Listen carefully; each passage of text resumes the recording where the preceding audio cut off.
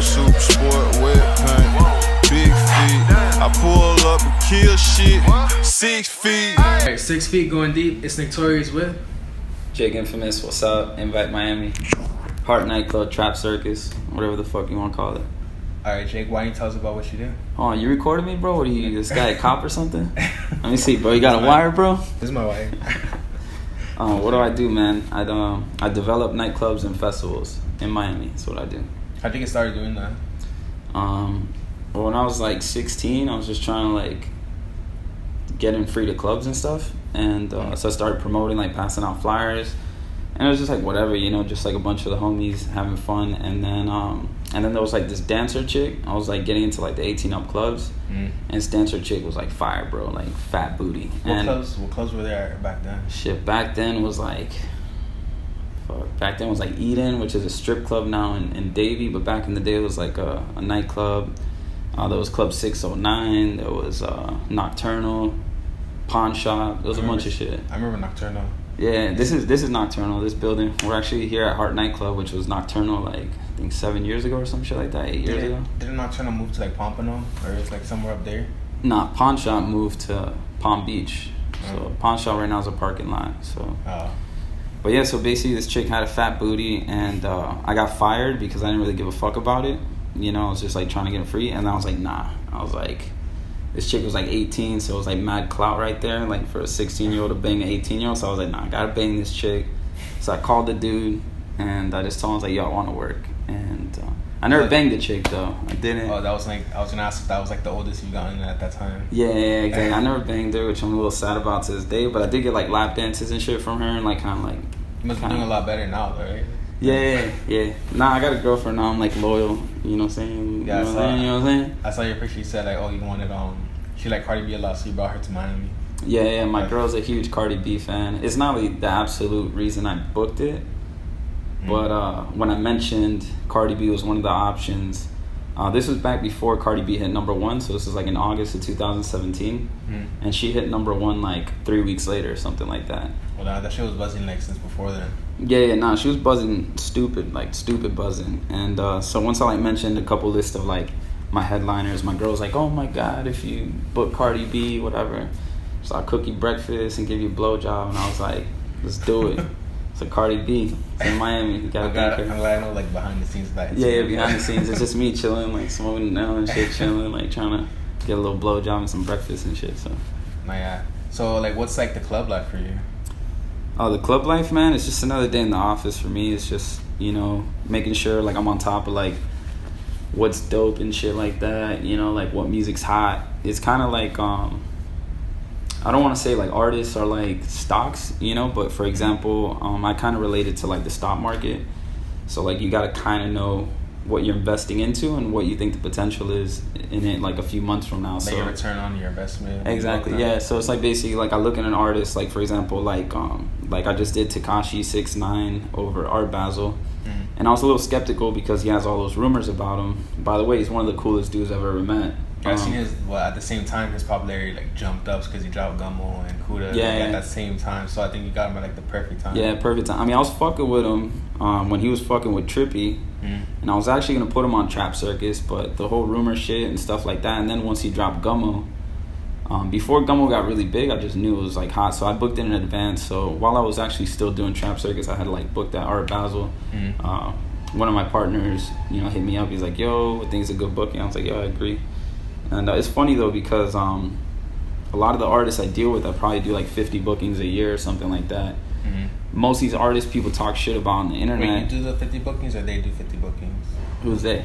The artists, like they... No, I do about something like that, yeah, like around like 30 to 50 bookings a year. And so basically like these guys are like, if people be hating on, like I'll tell you, out of all the bookings I've done, the 3 coolest dudes on the planet, I'm talking about like humble and cool as fuck, and you know they always support and stuff, is XXXtentacion, Kodak Black, and 6ix9ine, Tekashi. You were working with them before. Well, you were working with X before you blew up, right? Not really, but I was fucking with his camp, and you know what I'm saying, like a lot of everyone in his circle would always be like, yo, you know, like we gotta fuck with X. And it's like a lot of people, like for example Smokepurpp used to come here. He was already kind of buzzing a little bit, but like people kind of like know what I do, and they kind of like bring me these artists ahead of time and shit like that. And of course I show them like mad love. And there's like some guys that like don't really like pop off, but like they're still cool people, you know. I still show them love and stuff like that. I still respect like what you're doing and like, you know, the whole scene and everything. But like I, for the most part, I kind of know like what's like gonna, like who's gonna pop and stuff. I knew Smokepurpp was gonna pop just because so many people were like hitting me up about him. They were like, yo, Smokepurpp's the truth and this and that. And this was like when I was doing more commercial bookings. So I was like, I was kind of like, yeah, I feel you. But like so many people were telling me about him, I kind of knew he was gonna pop. And like Kodak too, man. When Kodak kind of got brought to my attention, he was kind of more like on the hood rap stuff, you know, doing strip clubs and throwing mics at people and stuff. But I already knew Kodak was gonna be hot too. Was that before like Drake had co-signed him and everything, or was he just like building his own wave at that time too? Yeah, he was like building his own wave. Like South Florida was just fucking with him heavy, and like I like heard his sound, and I just knew like it was like a sound that was like needed and stuff like that. You talking about X or Kodak? Kodak, yeah. And then as far as X, once I heard "Look at Me" like fucking 2015 or whenever it got released, bro, I was like dying. I was like, please let this song blow up. I was like, this song's fucking hot. I was like, this shit's fire. That's funny because I always thought I always wondered why that song, because I feel like he had more fire songs. He has dope songs, but just "Look at Me" is just hype, bro. And like now, obviously, like "Look at Me" is like one of his like least coolest songs after he's released all his stuff. But like once I like saw the whole Drake thing, I was like, perfect, bro. I actually hit up my bro Bruno, which was one of his original managers. Bruno Dickums. Yeah, Bruno Dickums. Shout out to Bruno Dickums.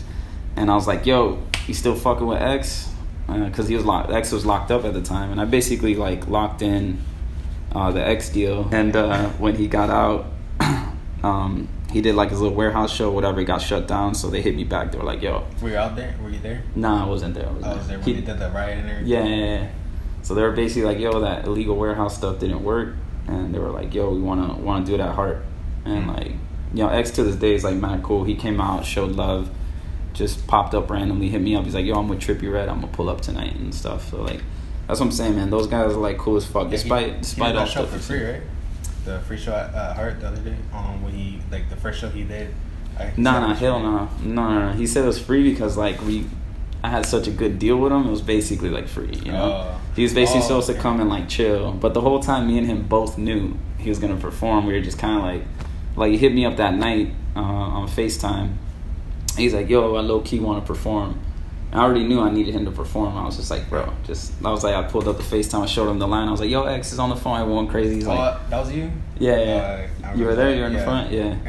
So the whole time, like, he knew he was gonna perform. I knew he was gonna perform and stuff, but yeah, he definitely did that out of love, man. Just because like what we do here at Heart, it's pretty good, you know, to have all those like first shows, like first headlining 21 Savage show was here. First Lil Yachty booking was actually at Space. I booked him at Space for a special event at one time. Kodak's first show out of jail. XXX's show first show out of jail. Who else? 6ix9ine's first show. So are you like constantly being bombarded with like, yo, book me, like people hitting you up all the time? Yeah, of course. I mean, like it's not like a big artist is gonna hit me up and say book me. You know, they get plenty of calls. Like they might be booked in fucking Arizona or some shit like that. You know, but when they're like coming up, people kind of like, I just kind of pay attention, man. I pay attention and you know, like I said, man, you just gotta like have that ear. You know, like I got YBN Nahmir this Saturday, and I think YBN Nahmir is fucking dope, and I love his sound. I feel like he's kind of like took Teka's spot. You know, Teka was popping. It was really funny how like he just came in and just swooped it. Like Jake he like swoop. Yeah, Teka, because he dropped a lot of stuff. Like Teka didn't have enough time to like drop. Yeah. It's unfortunate, man. You know, like I disagree with like if a 27-year-old man does something stupid and goes to prison for it, okay, cool, he's 27, he's a grown-ass man, but I'm really against like these young kids like getting such harsh penalties and stuff, man. You know, like everyone does stupid shit when they're like young. They don't know like what's like, you know, because like the older you get, the more like you're more developed. So you're like, damn, I shouldn't do that. Your judgment's a lot better. I did a lot of stupid shit when I was young. Shit, I was arrested when I was 12. Like, what did you do? Graffiti, man. You know, I was like... so you were tagging? Yeah, I was in the graffiti since I was young. But, like, who the fuck would arrest a 12-year-old is the whole problem, you know? Yeah. So, like, ever since then, I've always been like, yo, man, something's a little off. But, like, So I mean, like, you know, mad blessings to Teka. Hopefully he gets out. You know, it's unfortunate. I'm not saying I'm not condoning what he did or what he's accused of. You know. Do you think if he gets out like in like 7 years, he'll still have the same same buzz he has? You think people will forget if he's about smart, man, he's young. I mean, people are definitely gonna forget about him. He's gonna have to come back out with a wave, and he's gonna be co-signed. Obviously, he's kind of like Boozy was gone for a while. He came back, kind of had a little hype. Yeah, Gucci too. Gucci too. Every Yeah. time Gucci went out, he like he Yeah. had a wave. Yeah, man. Yeah. But I don't know. Weren't they out for like 2 years at a time, kind of? Was it? It seemed like a lot longer, but yeah, it might have been that. Because in music, it's like the waves they just happen so fast. So it's like you do that. It feels long, but it's like really short. It's true. Yeah, it is pretty short, man. Yeah, everything changes like every like 3 years, something like that. It's like a different wave. What do you think like the next wave of Florida rappers is gonna be, or Miami in general? I mean, right now, man, it's too early to try to call the next wave. I'm just enjoying this wave, you know, because I'm like a big 3-6 Mafia fan. I grew up on 3-6 my whole life, so it's like jamming to their shit. Like, not that I was listening to them in 92, but like they're like Club Memphis, like a 92 album.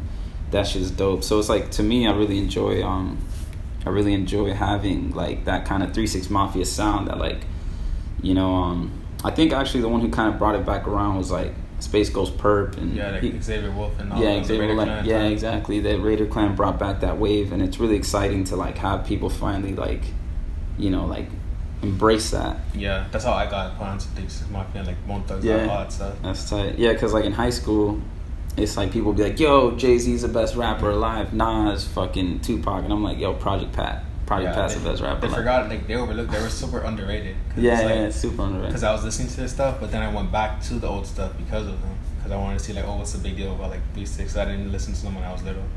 Yeah, they're dope. Actually, Inphamous. Not to sound like a dick rider, but I started Inphamous Productions when I was 16.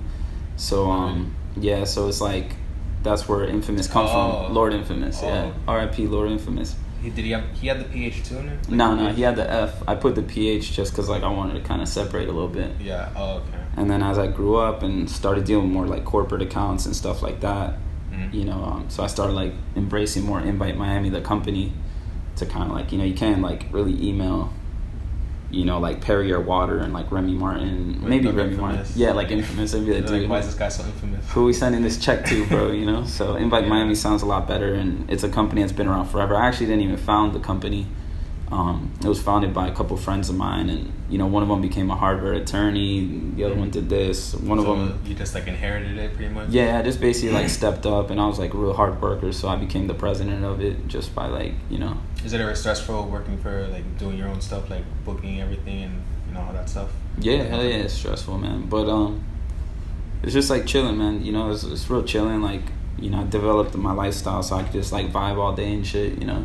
So even if I'm working, it's kind of like, you know, just gotta pay attention, man. Pay attention to bar numbers, the door numbers and stuff, and that's what it's about. Is there good money in it?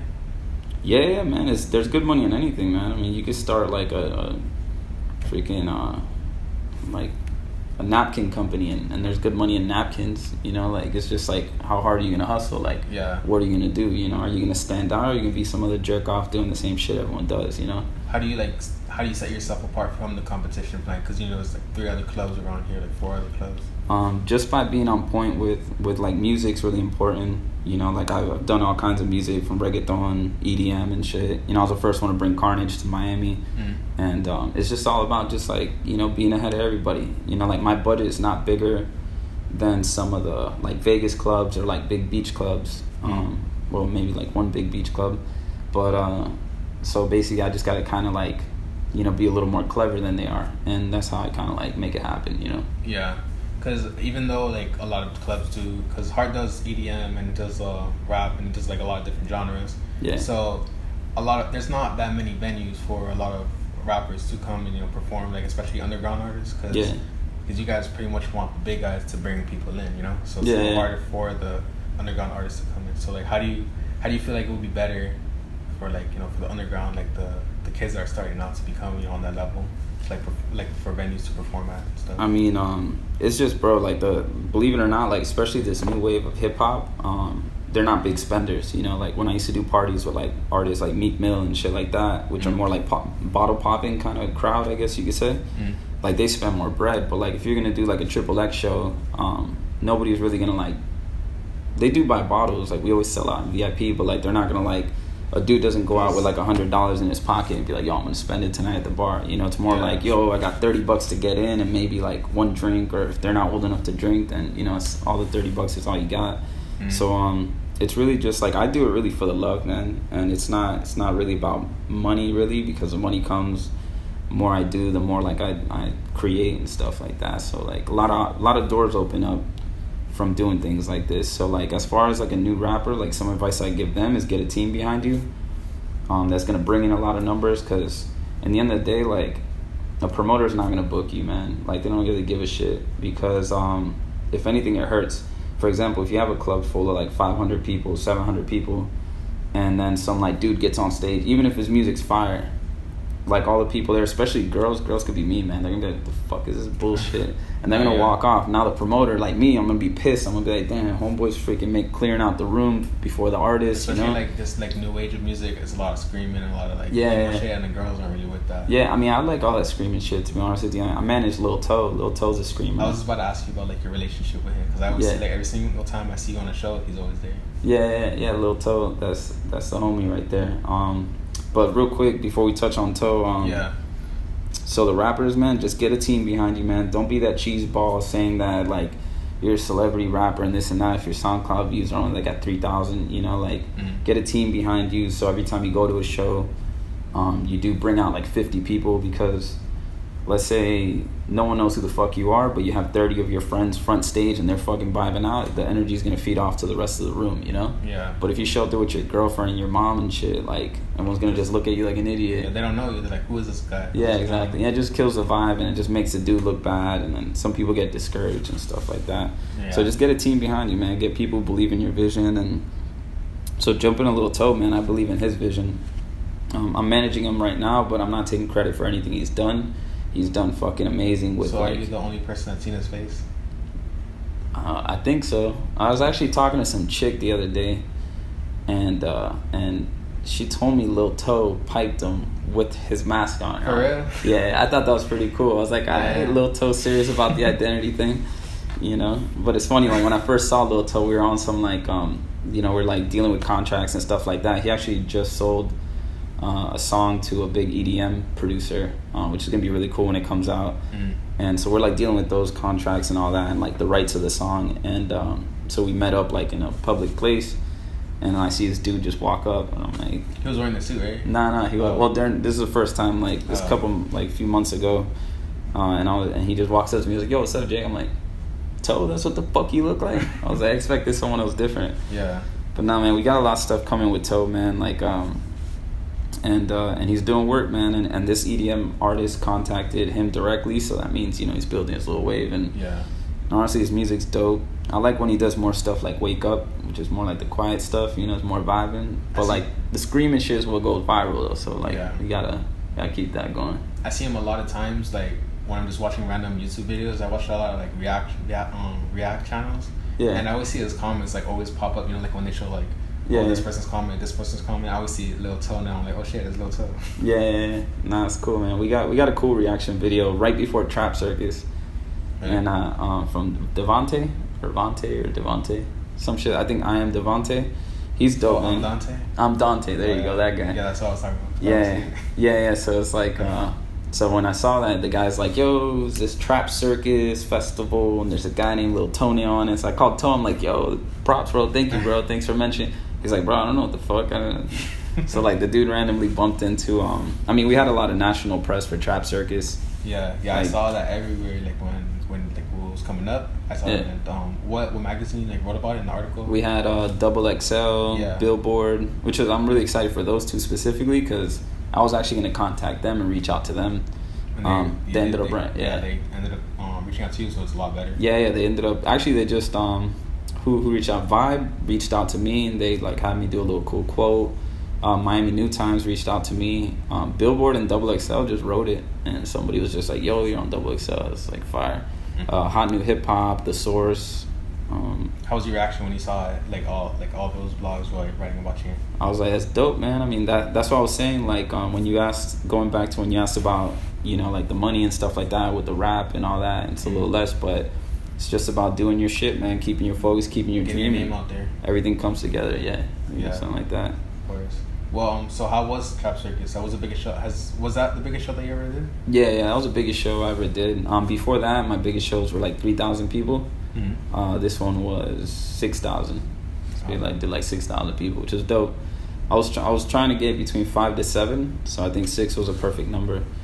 And it was great, man. It was like all the artists came out. You know, everything was smooth, a little hectic sometimes. You know, like. Mm-hmm. You know, have an artist, I was kind of like pissed off. He started beefing with another artist. They're both big artists. They're like one of the headliners, and they were like, oh, damn. It wasn't like Kodak or Cardi. So I guess I just said who it was, but they were like, two other headliners, so. They were just like, one of them was like, yo, I'm not gonna go on before this dude. Yeah. Actually, it might have been, I'm not gonna say it was the top 4 headliners. I'm not gonna get into that. But one artist was like, yo, I'm not getting on before this artist. I'm like, bro, this artist is pretty big. You know, he has like 3 platinum hits. You got like 1. You got more hype now, but like, come on. And he's like, nah, bro, I'm not going on. I'm like, bro, I sent you the schedule. He's like, nah, I'm not opening for him. I'm like, bro, you're not opening for him. It's just a damn schedule. Yeah. So it's like little things like that is like a little hectic and stuff like that. So is that something that you would more expect in a little underground show than like an actual festival? I mean, I guess like the underground shows, like the smaller guys would fight with each other, but like these guys are both like pretty major. Yeah. So it's like it's kind of like a different scale for that. But no, aside from that, I mean, everything was smooth. I mean, someone kicked down a fence and there was like mad people sneaking in. It was fucking heartbreaking because the event was expensive, you know, but it's still like, in the end of the day, man, if someone, I'm not saying to sneak into my events at all, but if someone's gonna like risk going to jail and stuff like that to get into my event, you know, like that's props, man, you know, like more power to you, my brother, you know? Yeah, because they want to see it that badly. Yeah, they want to see it that badly, and that's what I do it for. And like I said, money comes, man, you know? Yeah, of course. So, what do you do to like get an artist to go first? Because you know, like a lot of artists don't like to perform first. Like, what do you do in that situation? I mean, usually like here at Heart, I do like I just do like the main headliner, and then I might put someone like, you know, mid-level or something right before them. And for the most part, like the mid-level people already know the deal. You know, they kind of like know that it's out of respect. And if an artist's too problematic, man, I just avoid it. Like there's an artist that's really big, and I've dealt with him already twice, and both times he was a pain in the ass, and they hit me up for a 3rd time recently, and actually for Trap Circus, they were like, yo, let's get him on, and I was just like, nah. I told the manager straight up, I was like, look, I fuck with you, but you said it yourself, like, homie's a little disorganized, and so I just don't deal with people who are, like, difficult. Like, I don't really have time for that shit. Like, I don't really care if you're an artist or whatever you are. I heard that, hey, hold on one second. Yo, hey, I'm in an interview. Get the S-Class. I'll call you back. Just get it. Please. Yeah, I heard that a couple people's sets, like, they got a little shortened. Oh, yeah. Yeah, some people's sets got shortened. But, like, the people, with all due respect, the people's sets that got shortened, it wasn't even, like, you know, that big a deal. You know, I just want to make sure the main dudes are, like, because those people at that festival were like paying to see certain people, you know? Yeah. And there might have been a couple of them that paid for the smaller guys, and that's cool, but I just need to make sure, like, it's really hard to keep 6,000 people happy, bro. No, yeah, because I just see a couple people upset about, like, oh, they shortened my set. Yeah. Well, there was like one artist, which is like, you know, I love Rojas on the beat, you know, he's dope, and he had like an issue with like the stage manager there, and then so his set got cut short, you know, but like, Rojas is a fucking dude, bro. He, you know, we talked after. He took it like a champ. He was like, yo, I fuck with you. You know, shit was a little disorganized. I mean, I've never done a show with like a $60,000 stage and 6,000 people, you know? So it's like, everyone understood that and stuff. But like, the only one I'm really like upset about is Rojas. I wanted him to have like a good DJ set. And anyone else, I mean, I think everyone else went pretty smooth. The people who were complaining were just like crybabies and stuff. Like, I don't really care. Yeah. What was I going to ask? So, you know, Trap Circus being here, do you feel like it's gonna take over like the festival circuit? Like how, like, are you competing with Rolling Loud, or are you trying to do your own kind of thing? Nah, man, I'm fucking mad tight with the Rolling Loud team, bro. They just got like a little mad about the Trap Circus. I don't know why, but yeah, like, I don't know. It hit me up. They're like, yo, why didn't you ask us about? I'm like, ask for what? Like, you know, I helped out, you know, I supported Rolling Loud Miami, and, you know, like, we had a couple of my DJs on there, and they showed me love and stuff. Yeah, no, I mean, they're cool. They're not even really that mad, but it was just kind of like an awkward situation where now it's like we're not as... Before, like, I'd be chilling, like, all the time with them. Now it's just a little, like, awkward, but I think it would be fun, though. But, no, I'm not trying to compete with Rolling Loud. I'm just trying to, like, basically compete with all the normal shit that goes on. You know, like, Rolling Loud's, like, a beautiful festival. And like I said, I was a huge supporter of that. And it's just, like, all these random people just, like, throw events, and the artist doesn't show up and shit. And it just kind of fucks people like me up, because then, like, the people who go to shows, they don't really know there's a promoter that's whack and didn't pay an artist. They just be like, oh, well, that artist doesn't show up to his shows. So it makes the artist look bad. Yeah, and then when I book the artist, people are like, oh, he doesn't show up. I mean, it doesn't affect, if anything, it will affect, like, 10 ticket sales, you know, but it's still, like, you know, I'm just competing with all the bullshit, bro. And, you know, I just want to, like, create something cool. Like I said in my New Times article, you know, like, I felt like concerts are very, like, boring. They're awesome, you know, when it comes to music, but that's why I spent so much money on, like, the carnival rides and the carnival games and stuff. Like, you know, there's festivals like EDC that have carnival rides, but they don't have, like, the cool carnival games and stuff. That's what I was thinking. That's what I was comparing it to. I was like, oh, damn, it's like a EDC but for rap. So I thought that was dope. Crazy shit is, man, when I was really young, bro, years ago, I thought of, like, a festival with carnival rides, and then, like, literally a year or two later, EDC came up. I was like, fuck, I missed that wave. So then when hip-hop came back into style, I was like, perfect, I'm going to bring in those carnival machines to hip-hop. So it's not like I was actually, like, copying EDC. I actually thought about it before EDC. I mean, I'm sure the guy thought about it, you know, before he actually, like, executed it, but it's just basically, I thought it was a good opportunity, a good time for hip-hop and festivals to, like, be able to do that. And I didn't get to ride, like, the Ferris wheel. I wanted to, like, you know, smoke one on the Ferris wheel and, like, just kind of, like, be at the top and look at the whole shit. I was so fucking busy, so I was mad about that. Yeah, I saw you running all over the place. Bro, I was running all over the place, arguing with everybody. Like, it was crazy. Every artist wanted to walk in with 20 people, and it's just, like, the cops weren't having it, so now I'm arguing with the cops, and it's just crazy. And I hired all the cops, so it was just, like, awkward as fuck. I gotta be polite to them. I gotta be polite to the artists. Yeah. Because if they're not letting them in, it's like conflict, and you gotta be and everything. Yeah, believe it or not, some people were mad cool, man. Like, you know, some people were like mad cool, like, nah, I feel you, bro. I'll just come in with 5 people or whatever. You know, and then, like, you know. Do you feel like No Jumper did a good job, or like Adam did a good job hosting the event? Yeah. I wish he would have had a little more, like, time on there. You know, a little more time on the mic and stuff like that. But it was just like, it just goes back to, like, we were just, like, all busy and shit. He was, like, chilling, and, you know, whenever I gave him the mic, I said, yo, go, you know, introduce somebody, whatever. He'd grab the mic, go do it. You know, he even, like, he told me when Rich the Kid was about to pull up, he's like, yo, I want to introduce Rich the Kid. So he's very, like, interactive and stuff, too. There's just so much going on. You know, it's like when I did my first, like, little 300-person party. You know, I did a lot of stuff that I learned a lot, you know. So basically my next one was a lot smoother. So this one, this next one coming up is definitely gonna be a lot smoother and better for everybody. Oh, yeah. Not that I'm saying nothing bad about Trap Circus. It was fucking amazing. I loved it. I wouldn't take anything back on it. But yeah, no, definitely you learn, man, experience. So you have, like, something up on your sleeve to, like, reinvent the whole rap concert? Yeah, I just want to make it cool, man. I just want to make it fun. You know, I want, if someone's not really vibing with who's performing, I don't want them to go to another stage and watch someone else they're not vibing to, you know, because it depends, man. Even hip-hop, there's so many, like, sub-genres. So somebody might not fuck with a certain sub-genre. So, like, that's why I want to create something for them to go, you know, play some little, like, squirt gun racing and shit like that, dunk tanks and holler at some girls, you know, like, not just be, like, in a corner by the porta potties, just, like bobbing their head. Yeah. So it's like, so yeah, I definitely want to, like, keep making it more fun. I have the jugglers, the stilt walkers, fire eaters, and all that. So I'm gonna keep adding to it. I mean, the bigger Trap Circus gets, the crazier the acts are gonna get. Oh, yeah. You know, like, I definitely want to get a human cannonball in there. What about, like, some shows that you've been to that you've been inspired by?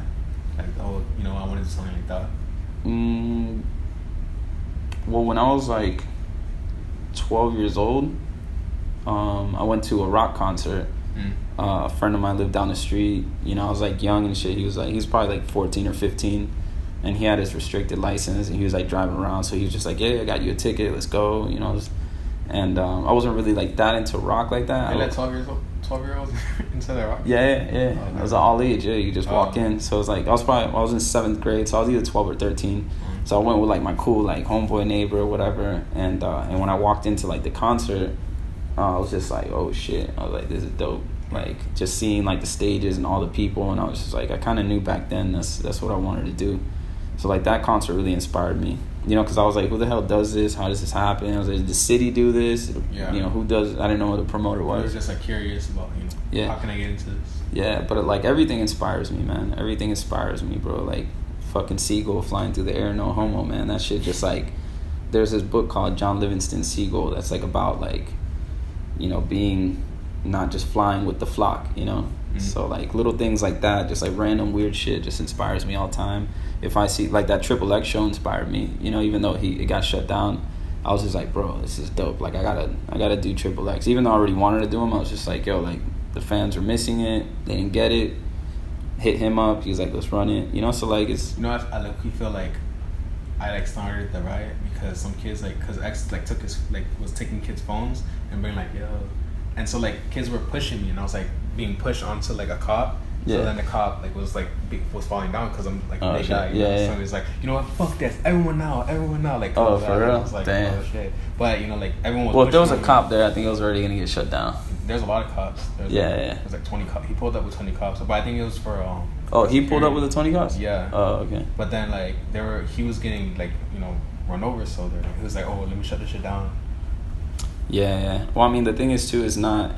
I mean, I love that, man. I love all that grungy shit, like getting warehouse and throwing an old school party. But like legally, the city hates that shit, you know, because there's no like fire codes and stuff like that. People's cars were being destroyed. Yeah, so it's just like the city already knows the deal. When I was younger, I used to do shit like that, like just random illegal parties. And I remember one time I got like this random like warehouse through a big party in the middle of Pembroke Pines and stuff, and like a bunch of like cops pulled up with M16s and stuff, wilding out. Like I was like, what the fuck? Yeah, like tear gas and everything. Yeah, shit like that, and they were like threatening to arrest me and stuff. And do you ever do those what is it the ones that Don Krez used to do? What are they called? IMF. Oh, IMF? No, those were actually like the young bucks in my circle. So back then I was doing like those were like all ages. I don't really do all ages like that. I never really been into it except for when I was a kid. But even when I was like 17 already, I was already getting into the 18 and overs. And then like the full blown 21 and overs, I don't really fuck with it either, because it's just like, I don't know, man. It's just not, the energy's not there. It's like they just pop bottles, which is great for business, but it's just like everyone's just kind of like trying to show off and chilling, you know. And then the all ages, the kids are just too young. So like the 18 and over, which is like the age group is like 18 to like 24. Like those people are like, I don't know, I just feel like the energy is the best with those people. I feel like with X, his is more like the all ages, because I remember when he did that show in Club Cinema, I saw a lot of kids there with their parents and stuff. Oh yeah, that that's show good. Was like, but it was sold out. Like it was crazy. Yeah. No, he's a really dope artist, bro. So I could see like all kinds of people, all ages, like seeing him and stuff. Yeah. Who do you like to listen to? Like, who's on your playlist? My playlist, I mean, basically, like, I listen, anyone I book is because I'm fucking with them, you know, I'm listening to them, you know, so I like a lot of, like, Rich the Kid and, you know, YBN Nahmir, like I said, 3-6 Mafia, I fucks with Kodak, XXX, I listen to all that, man. Sometimes I listen to stuff that's a little more underground, like, I like Lil Skies right now. Oh, yeah. He's pretty dope. He's popping right now. Yeah, he's not, like, if I were to book him now, it'd probably fill up like a 250 person room, you know? You think so? Yeah, like I think so. And then so like I'd have to wait for him to like blow up a little bit. Everyone's always in my DMs like, yo, interview Lil Skies. Like a lot of people, like most, like I don't really get that many other than like Lil Pump, but everyone always asks me to interview Lil Skies. Lil Skies is dope, man. He's on the come up. I love stuff on the come up, man. And being a 3-6 fan, like I love like underground stuff, and I fucks with Trippie Redd heavy too. His music's cool. All that shit, Playboy Cardi, you know, like all the people I booked. I haven't booked Trippie Redd, but he's came and vibed here at Heart with X, and but like like Playboy Cardi's fucking dope. ASAP Mobs, I love ASAP Mob, you know. I like weird shit too, man. I be listening to everything. Like real underground, like grimy shit. Yeah, listen to grimy shit, bro, and I'll be listening to like fucking Jim Morrison from like the Doors in the 70s and Jimi Hendrix and. That's taking it real back. Yeah, nah, just like I love music in general, you know, and like just all kinds of like weird shit and anything that's cool and different. Like I hate when people like something. Like when everyone likes something, I really don't like it. You're on the other way. Yeah, it just kind of turns me off, you know. Not for you. Have you ever thought of making music yourself? Like, have you ever tried that? Yeah, actually, I did a bunch of reggae when I was a little younger and stuff. And like me, I love music. I always kind of like make music, but because my not to like sound cocky, but my image as a promoter is like really dope. So I don't want to be like that like local rapper. Not that there's anything wrong with it. It's just like if you choose to do that, you choose to do that and you keep hustling. But like I don't got enough time to like really push music. Yeah. But like I write music all the time, you know, and I like show it to my boys. Like ASAP Ferg was on tour and shit, and I was just like, I sent to his manager. I'm like, yo, I just wrote some shit, bro. Check it out. And they were like, all right, we're gonna listen to this shit right now. And they were like, yo, it's cool, but it's just like sounds like normal shit. So it's cool. They real me. Those are the homies. And then like Lil Toe, I'll show him some shit, like, you know. Would you ever collab with him? Like get him on track? I mean, my main priority with him is to get him up to like that $10,000 booking range. So that's like my main focus now. But like we chill a lot and stuff like that. Like if it happens, it happens. How can they get in contact with you? You could find me on Instagram. It's Jake_Inphamous, INPHAMOUS. I got the tat right here. Only promoter has got his name tattooed on him. I got the company on my chain at Invite Miami. You can follow it just like it's on the chain at Invite Miami. You can follow us at Heart in Miami. And fuck it, man. Even though my email's probably gonna blow up, like jake@invitemiami.com. Yeah, I'd give you my number, but I can't answer too many. What about like something you do other than like other hobbies you have like outside of promoting? It's music, man. It's like music, promoting. I mean, I like surfing and shit. I'm Puerto Rican, so we got. You ever go? You travel a lot? Yeah, travel a lot. I was just in Hawaii recently. I've been to like Europe. You know, like France was really cool. Paris, Amsterdam was pretty dope. Were you there for business or like just chilling, like vacation and stuff? Well, basically, what I do is kind of like kill birds with a couple stones. So when I went to Europe, I actually had a friend of mine who owned a bar in Florence, Italy. So basically, through my videos on YouTube, you can look on my YouTube channel, Invite Miami. I got a bunch of like little documentaries about being a promoter and stuff. They get decent views and shit. One was on World Star, got like 400 or 380,000 views or something. That one was dope. So like I get all these random promoters from like all over the world, fucking Finland, South Africa, all these promoters hitting me up. They're like, yo, I fuck with you. And so like, sometimes if I got time, I'll like pick up the phone and like give them a little advice and stuff like that. What actually makes you want to work with somebody and not like, what makes you want to work with somebody, and what is like a message that someone will send you that you wouldn't even look at it? Well, if you're already doing something, like for example, like when I went to Europe, the dude in Italy, he was a promoter from Florence, and he was just like, yo, look, I'm kind of like you. I've been doing these parties. I run all this shit. He's like, you know, how much is it to fly you out and host like a Miami party and spray champagne on girls and shit? So I was like, you know what, I'm gonna fucking head to Europe anyways. I'm gonna collect like 500 euros. You know, I charge them really nothing. This is like 2-3 years ago. And I did my stop. I went by Florence. And it's just a dude who's already like doing his shit. You know, he wasn't like huge, but he already had his like stuff going. So like, if you're like brand new and you just kind of like randomly like, yo, I'm gonna promote to like fuck hoes and like, you know, do a fucking ultra music festival, like don't hit me up yet, you know, like all due respect, like it's like, you know, you need a vision. You don't want to go back to your roots? Nah, it's just like, what the fuck, bro? I don't know what to do if I'm wasting my time. Like I give this dude advice and then like a year later he like wants to be an accountant, you know. So it's like if you're your time. Yeah, it's just like, you know, my time's valuable, man. Like it's busy as fuck. I got like 2 assistants, you know, and it's just like even with the 2 assistants, a lot of times I forget shit and I gotta go back and do stuff. So it's like if you're already kind of like making a small kind of thing, you know, if you already got something, then like I fuck with that, you know. And you're like long term with it. And long term with it, yeah. Like, what are your actual long term goals? Because a lot of people would say like, you know, Trap Circus is a big festival. That's where a lot of people want to stop and just like continue doing that. But what's your ultimate goal? My ultimate goal is basically, I don't think no one's ever wanted to be like the most famous promoter in the world, and that's kind of like my goal, you know. I want people like, you know, 40 years from now to be like, what is a promoter? And then like, you know how you kind of look at pictures now, like people in the 1800s with the big mustache and like a sword and shit. Yeah. And it's like the dude who like fucking yeah, exactly. They're gonna like find like a black and white picture, probably like a shitty like quality picture. They're gonna see me there like a stupid ass chain and shit. and they'd be like promoter Jake Inphamous. That's like you're like the warriors of like back then. Like now this is like the modern day. Yeah, exactly. Yeah. But yeah, that's what it is. I want people like to like think about promoting, to like have like, you know, a person, you know, because like me being a promoter, I've always like looked up on the internet promoter, like when I was young trying to learn, and there was nobody really with a story. There was nobody, you know, it's just like there's no fucking real famous promoters, you know. So it's like or they just do it for a little bit and then they end up like getting picked up by something. Or, yeah, exactly. So like I want like, you know, kids like in the future like kind of like know what the fuck a promoter is, you know. And that's kind of like what I want to stand for. But now we're taking Trap Circus to a couple different cities. I've already owned a bar in Wynwood, so I'm gonna keep like opening up like little bars and nightclubs and stuff. And have you ever watched on Bar Rescue? Kind of, a little bit, yeah. But like I don't know, he's kind of a cheese baller guy. You think so?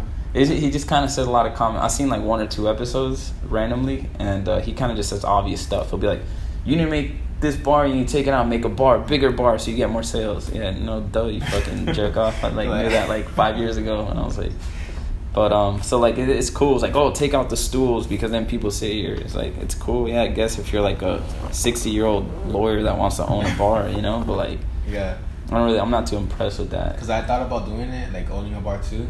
But then I watched that show and I was like, damn, do I really have what it takes? Like, you know, because I've all the stuff that you be saying and stuff. Yeah, it's. I think it's the number 1 failed business. I think it's like the nightclub business, the bar business, or like top 3 or something. Yeah, but it's like I said, man. You know, you want to sell napkins and be the best napkin seller.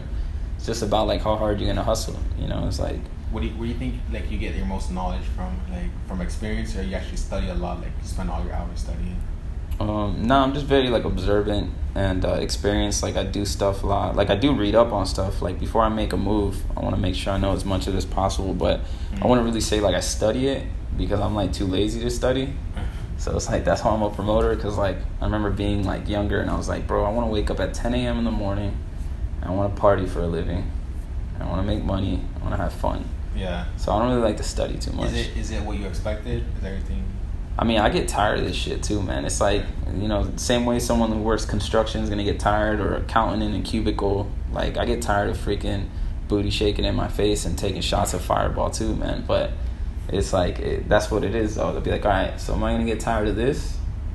You know? Or am I going to get tired of, like, being in a fucking office? Yeah, I think I'd rather be tired of that. Yeah, exactly. So it's like, you know, I get tired of it too, but I love it, man. I love it. And since since my business includes music, it's like music's just beautiful, bro. So it's like it's always changing and it always keeps me busy, you know. I have 2 more questions. So, what is like the craziest night you ever had? Craziest night I ever had?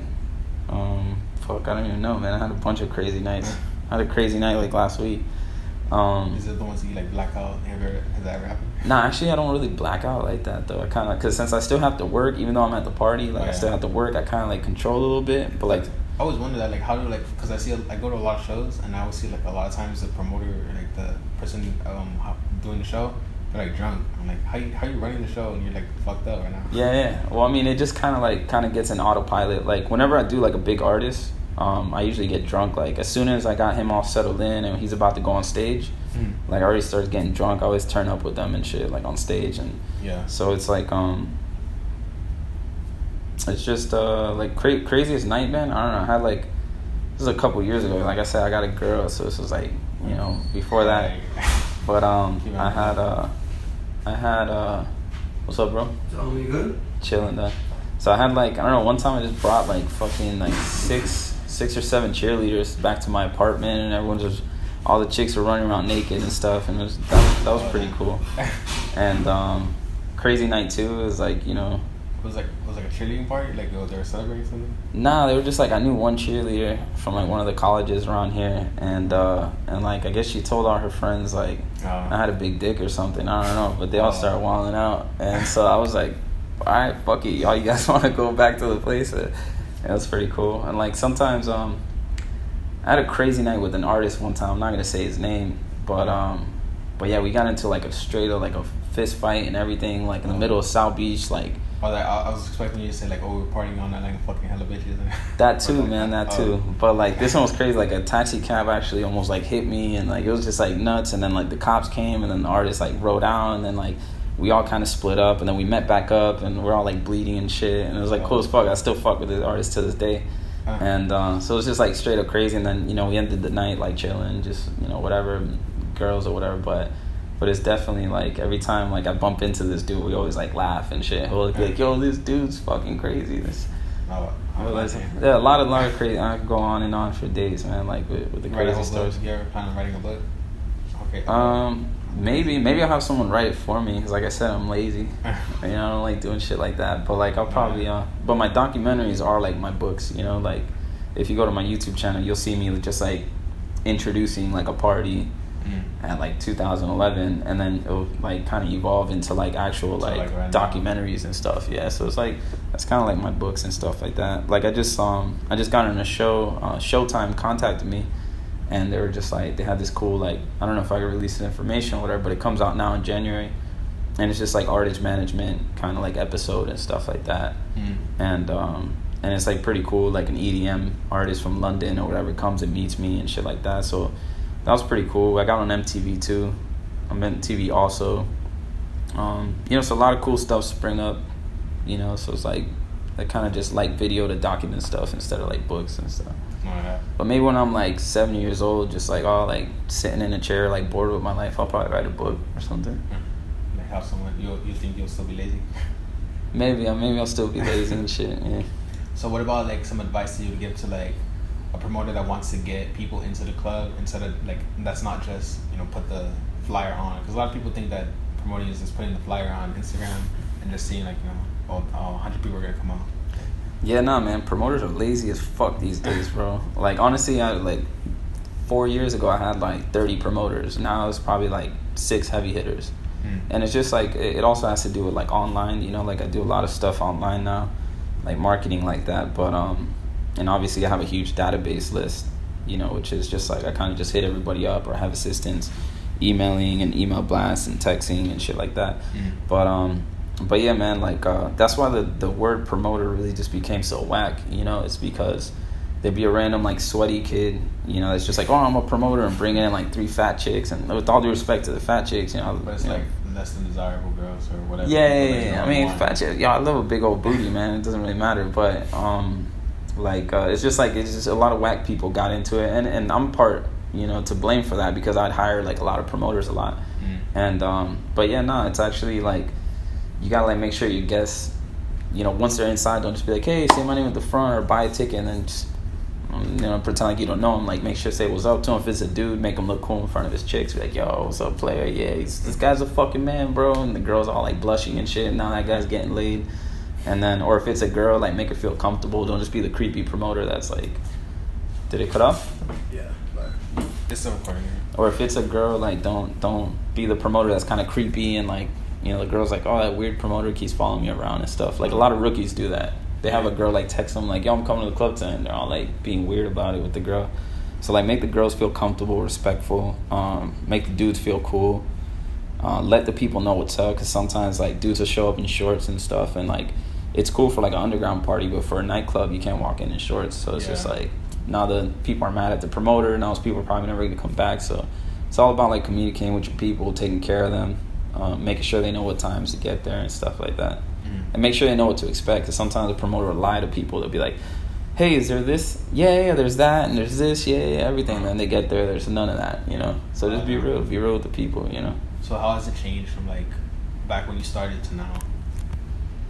How's it changed? It's music, like everything's had its little wave, you know what I'm saying? Like, when I started was like Lil Jon, Get Buck. Like, get buck, you bump in each other. Long as fuck. Yeah, it was a long time ago, man. I've been doing this forever. So it's like Lil Jon days. It was like kind of like, there's only 5 fights tonight. Oh, that's cool. It's not bad. Now it's like 1 fight is like horrible. Yeah. So it's like, and then like from the Lil Jon wave, I got into like reggaeton. Reggaeton had this big wave and stuff like that, and it's coming back now with like the Latin trap and shit. So that's dope. All my people, my Puerto Ricans are hitting that shit hard. And then I got into like EDM, I got into deep house, techno. It's just like it just changes, but everything's kind of the same. Back in the day, you used to be able to pass out like mad flyers and stuff like that, and that would really do something. Nowadays, people are just on Instagram and stuff. Yeah, I see all the flyers on the floor now. Yeah, that's why like promoters are whack, because they just like could do it from their house. They don't really have to like work for it, Yeah. But But it's cool, man. Less competition for me, the easier everyone thinks it is, you know. Yeah. So, anyone you want to shout out? I want to shout out everybody who's ever been to one of my parties. Shout out to, everyone on my team, my partner, Joe on track, my partners at Trap Circus, World Entertainment, my boy Lottie, FDH, all the big booty hoes in Miami. Oh, I don't want to cut you off, but I want to you can finish your shout outs, but I want to know what would you do different at Trap, about a big festival like Trap Circus. What I do different? Just have the set time smoother on stage. I mean, I wouldn't want to change anything else there. Yeah, man. I think I don't know what most people thought, but a lot of people gave me props. I think it was a beautiful creation, just how I imagined it. I didn't really go cheap on anything.